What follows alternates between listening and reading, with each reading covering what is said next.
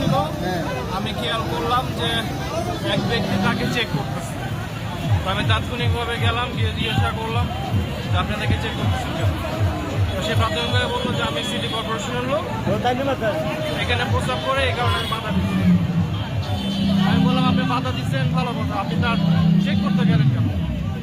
এক কথা দুই কথা সে মুখ থেকে ব্লেড বের করে আমাকে বেশ কয়েকবার আমি দূরে সরে গেছি। সে চলে গেছে, পিছন দিয়ে ধাওয়া করে